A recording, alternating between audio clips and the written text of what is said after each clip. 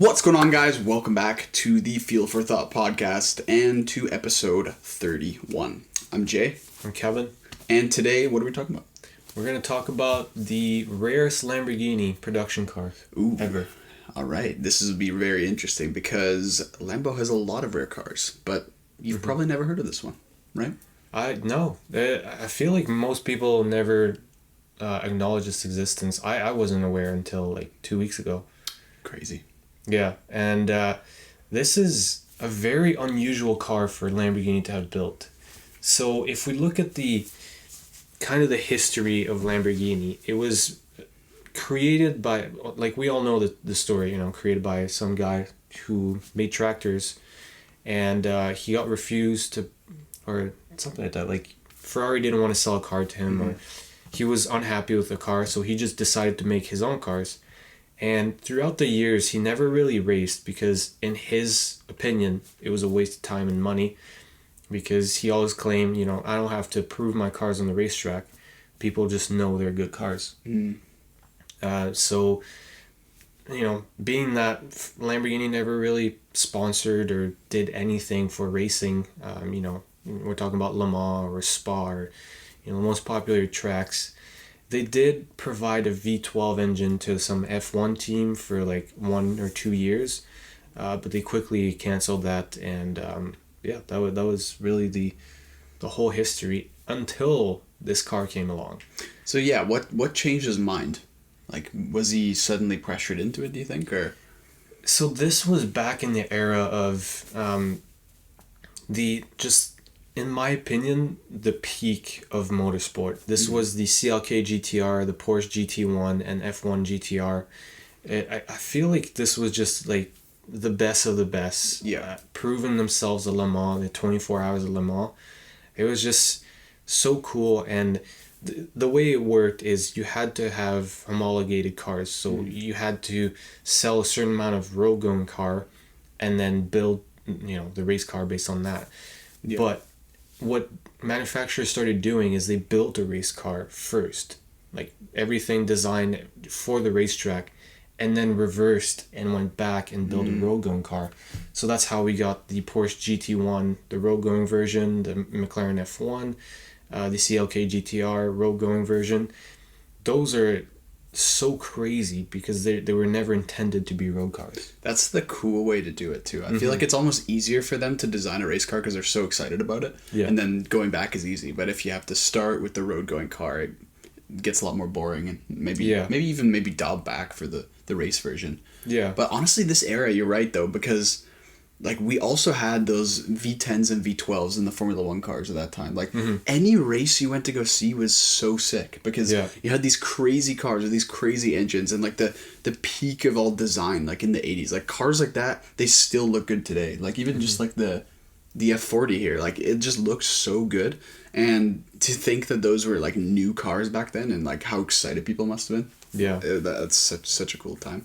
Yeah, for sure. And like Lamborghini over the years has built race cars. So the GT3 and the Super Trofeo are, but they're not really race cars. They're just like a Huracan with a wing stripped out, and they're not actually competing in races. It's more like its own thing. So this was completely out of their picture. So this was called the Diablo GT1.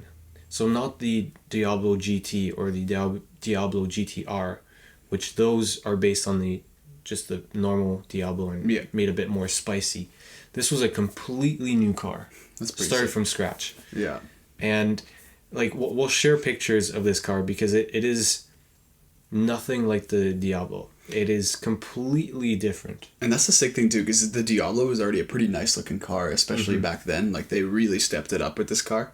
And the fact that they made like a crazy track version of it and like built it up from the ground, like I can only imagine if they did something like that with like the Aventador SVJ or like the Murcielago. Like it'd be insane to see what they like. I wish they kept going is what I'm trying to say.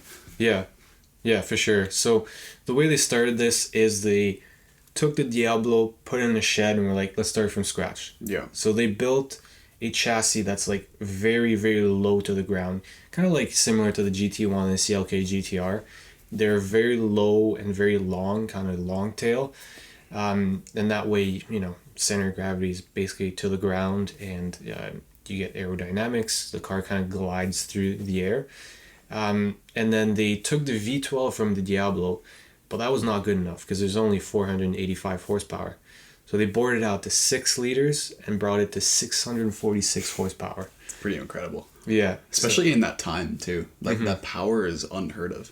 Yeah, yeah. And, like, pretty on par with everything else, too. Yeah. I feel like this would have been, matching the top speeds of all the other cars. And then completely reimagine the whole bodywork. Like, everything was done on purpose and very sleek, very kind of flowing, is how you describe it. Yeah. Everything's like aerodynamics focused on like managing the air for the track and everything. And for the race car, stuck a big, massive rear wing on it. And they also reduced the weight by a lot. So the road-going Diablo was 1,600 kilograms. This race car only weighed 1,000 kilograms. They shaved like 600 kilograms off. Yeah. It's almost half. Yeah, that's incredible. Wow. So they used composites for the whole car. This was at the time, relatively new technology. Yeah, definitely. And they poured insane amount of money on this car. Like, resources, building it, designing it.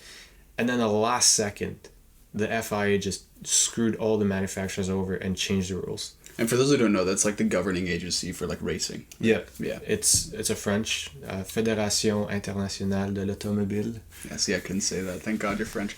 Yeah. But essentially they govern all the racing in Europe, which also trickles down to other regions of racing. Formula One as well, I believe. Yeah. And then what ended up happening is Lamborghini at the time was also struggling, like, money-wise. And then once that happened, they just couldn't like further their production. They just had to cut their losses. It's too much money. Yeah. Yeah. Because they already, and that's really shitty of the FIA, because like they spent probably millions on building this car and all the resources, all the testing, and then the last second for the FIA to be like, you know what, you can't enter this car. That sucks. That's brutal. Yeah. They're probably pretty pissed off too, because like, yeah, that's a huge drain of both like talent, but also, like you said, like money and just time spent building everything. Yeah. And then like what ended up happening is they had this race car and road going car, and they just could not race anymore because they none of the races met the rules, and Lamborghini was kind of at a loss at this point. They're like, well, we're not gonna do this. So somehow there's a club in Japan called the Japanese Lamborghini Owners Club, the JLOC, somehow managed to pull some strings and actually buy the race car. Wow. Like the actual track going one? Yeah. That's insane. Yeah. I don't know how, probably with a lot of money. Of course, That's probably how they managed. But yeah, they bought the only race car Lamborghini ever built, like purpose-built race car. That's a flex. It is. That. Like, just to have that in your museum or whatever it is. That'd be... And right away, they didn't waste time. They just decided, let's bring it to races. So they brought it under the GT500 category, which is limited to 500 horsepower. Don't ask me how they got a 600 horsepower car in a 500 power car. Just unplug one of the pistons, I guess. I think they were doing ballast weight, so they probably added weight to the car to kind of even it out. And at the time, it was racing things like the R32 GTR, NSX, and the Supra. And those cars were fast. This era of JDM like race cars, insane. Everyone's obsessed with them. It makes sense. Like, yeah. Everyone wants an NSX. Everyone wants an R32 GTR. R33. Which one? Any really R32, R33, and R34 are right. Just skyrocketing in value. Yeah, it's insane.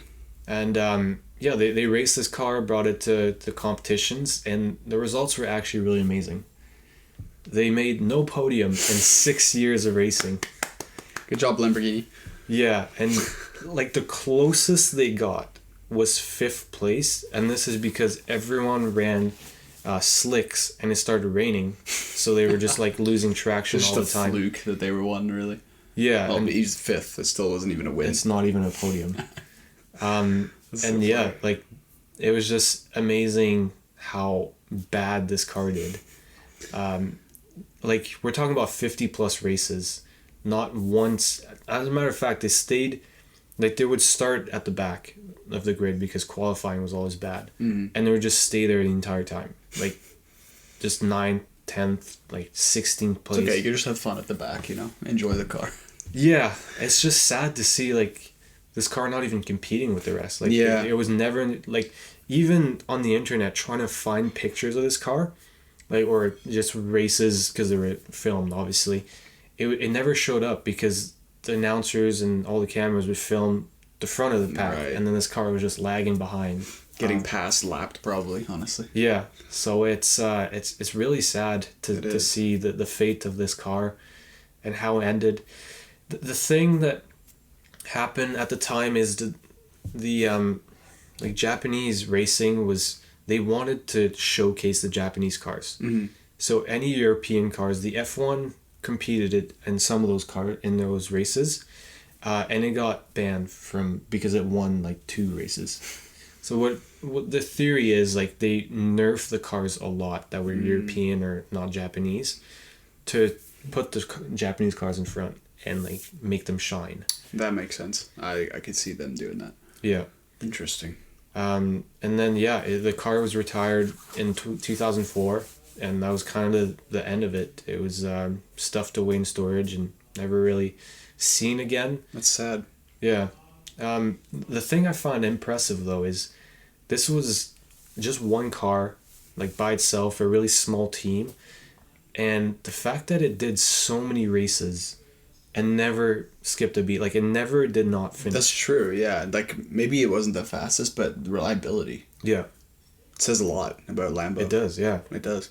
Because, like, this is a V12. It's not a small engine. I mean, even when you think about it, like, how often do you hear about, like, a Lambo, like, breaking down or, like, failing after a couple... You know, like, they're pretty reliable cars for what it can be as, like, a high-performance car. Yeah. Like, a lot of them run a lot of miles. A lot of them don't have many issues. Like, if you think about Ferrari, you know, like the 458 with the fire problems that catches on fire. Like, there's all kinds of problems with other cars, but you never really hear that with Lambo. So maybe that is their key strength. Who knows? Yeah, they're fun and reliable, yeah. And people drive the piss out of, like, SVJs and, like, just Aventadors. Like, they're just ragged on all day and night, and you never really hear about... I mean, I'm sure there is cases where they get screwed up and it costs a lot of money, but I think the bare essentials of the car, like the engine block and stuff, and, like, the actual chassis is very reliable. Well, a good example of that is, you know, DD, right? Their Aventador SVJ has been all around the world. We've seen it at Gumball. Yeah. I looked at one of the most recent videos, and it has something like 40-something thousand kilometers. It's pretty good. These are hard kilometers. Like, he's launching it, revving it, like, doing everything you can do with a car. It's insane, yeah. And just recently, it started breaking down. And it still runs. It's like the gearbox has issues. But the engine is, like, never skipped a beat, which is very impressive. Yeah. I mean, honestly, if I think about it, that's probably the first that I would think would go, is the transmission. Just because of how hard these things, you know, like, the pressure on those things and the gears, and especially, like, the way he drives it, too. A lot of launches. It's brutal. Like, I feel like the engine can handle it, but yeah, the tranny's probably the first thing to go. Yeah. But anyways, the both cars in your museum, the road-going version... never really drove around. It's in a museum in Europe somewhere. Okay, really quick.